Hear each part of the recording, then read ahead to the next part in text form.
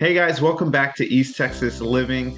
Today we have a special guest returning. If you saw last month's video, I had a mortgage lender just kind of going over what the mortgage industry was doing, and today we just welcome him back so that we can get some insight again on what's happening with the new year. So hey, welcome, Phillip. Oh, thanks for having me again. Glad to be back. Yeah, glad to have you. Just tell everybody once again, like who you are and what bank you're with.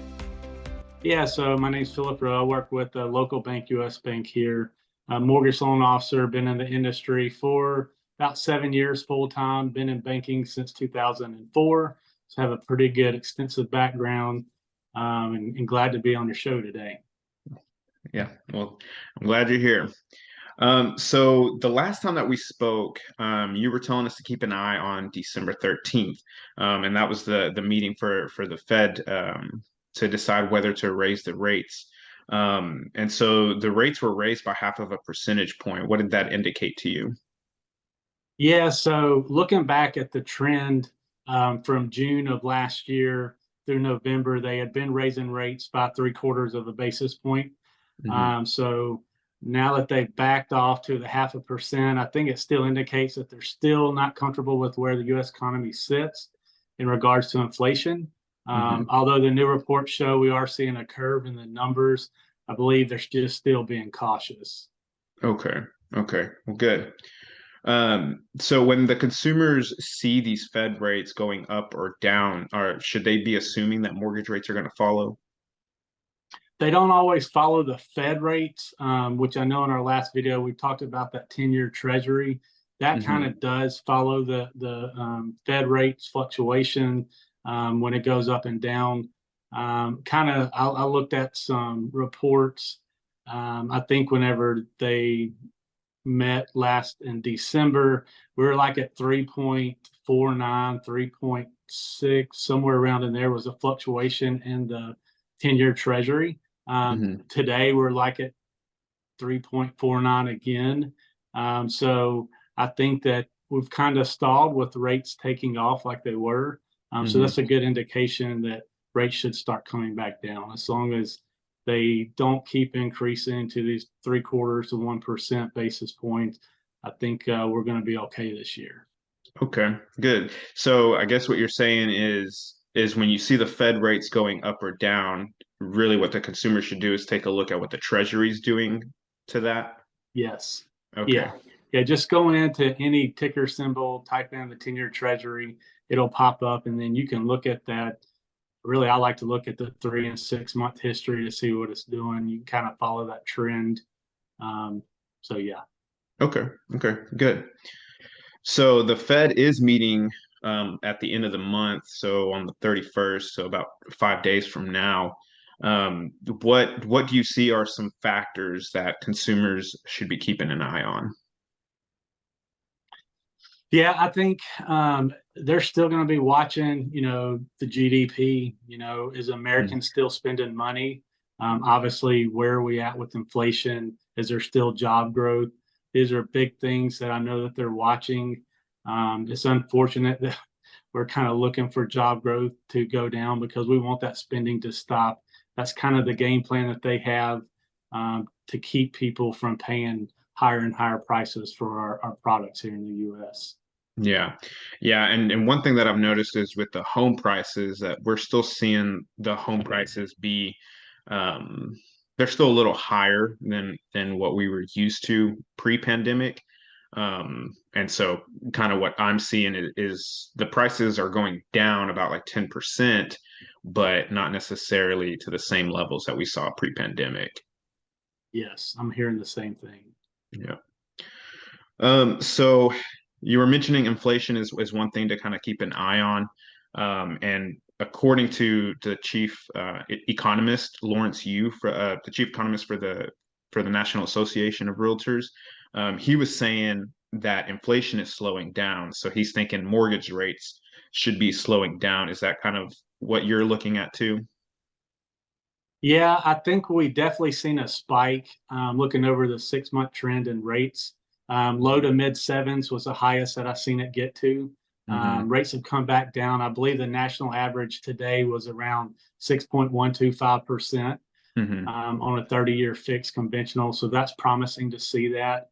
I know that we've actually been able to quote some rates down in the mid to upper 5% range for the Okay. good qualified borrower. So Hmm. glad to see that we're trending in the right direction.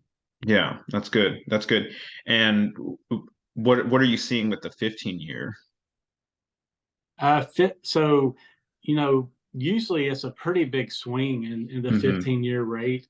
I'm only really seeing a quarter to a half a percent difference, Okay. depending on credit, down payment, and loan to value. So it's not a big swing like we're used to back when rates were, sub threes. I've Hmm. seen some 15 years down in the mid to upper twos. So we're not seeing that 1 to 1.5% swing. So everything's a lot more closely or tightly um, following one another, whether it's a 15 or 20 or 30-year rate. Okay. Okay. So as we continue to keep an eye on the market and as consumers continue to see what the Fed is doing, what do you think are some resources that consumers could tap into as far as staying up to date and more knowledgeable in the mortgage industry? Well, obviously, we have the World Wide Web, right? But Yeah. I'd be careful with that because there's some information that's misleading. So, I mean, guys like myself, experienced mortgage loan officers, get with your local realtors, those broker offices, they're coming out with some really nice reports on what they're seeing happening in their market and how it's affecting things. So, I think visit with experienced professionals like that will definitely give you the best insight in this market. Okay. Okay, good. And for you specifically, what do you usually look into as far as like what website are you on that you're typically watching? I usually try to not to point out one bank, but I like to listen to the reports that come out on some of the financial reports from some of the larger banks, the top five, to Okay. see what their experienced economists are saying. I Hmm. feel like we can trust a lot of that information or get a good indicator, anyways. Yeah. So, anytime a financial report comes out, whether it's the Yahoo Finance or Hmm. Google, some of those reports, you can get some good market indicators out of what they're saying because you're seeing the same thing around where you're at. So Yeah. Texas is a little unique. So some of that you got to take with a grain of salt. Right. We kind of seem to regulate our own selves here, but Yeah. I think that would be a good source for people. Gotcha. Okay. Well, good. And I know that sometimes what's happening nationally doesn't necessarily mean that that's what's happening locally. Right. And so just people got to just take that to account as well. So the last question is, what are some requirements for VA loans? VA loans are not much different than typical, conventional. The big thing is certificate of eligibility. That kind of tells the story on what we can do for that Okay. borrower. Hmm. We've had some that they can buy one or two houses, Hmm. with their certificate of eligibility. It kind of outlines how much is available for spending for them. Obviously, the credit scores need to be, you know, to the mid to lower 600s for those. Low debt, they like to see low debt. I'm just wrapping up a VA loan where we're used to buy a brand new home that's being built. So, Okay. there's a wide range where you can use the VA product for. Um, but like I said, that certificate of eligibility that they're issued is going to kind of tell us what we can do for them. Um, you know, but you still want to focus on your credit income. You don't really have to have a down payment. Okay. The borrower is actually getting some cash back in their transaction because they've kind of overpaid on some things. So Okay. um, the 100% financing is available as long as that certificate of eligibility gives us enough funds. So that's the key to VA. Okay. Okay.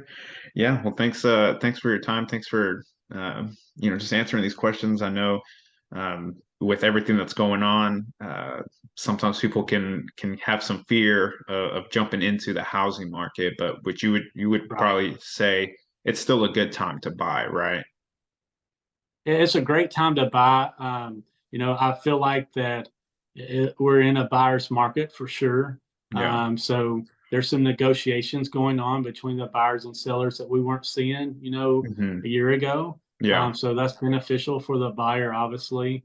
And then, rates are coming down. I think this is probably going to be the norm throughout the year. What we're seeing, the sub 600s, mid to Yeah. upper fives for the remainder of the year.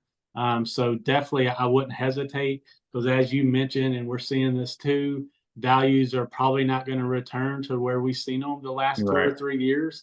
Right. So once you stay out of the market, you're probably going to lose the longer that you wait. So if you find that Yeah. home that you like, get with guys like yourself and me. Let us educate you on what we're seeing and see what we can do to help you out. Yeah. Yeah. Well, Philip, thank you. I appreciate your time, and yeah, we need to do this again. Yeah, I enjoyed it, Esau, as always. Appreciate Yeah. you. Yeah. And if you're watching, yeah, just give us a shout. We'd love to take care of y'all. I'll put my information in there, and I'll put Philip's information in the description of this video, so that y'all can reach out, and hopefully we can get you a home in the next year. Well, until next time, thanks. Thank you so much for watching this video. If you like this content, go ahead and subscribe, and I'll see you in the next one.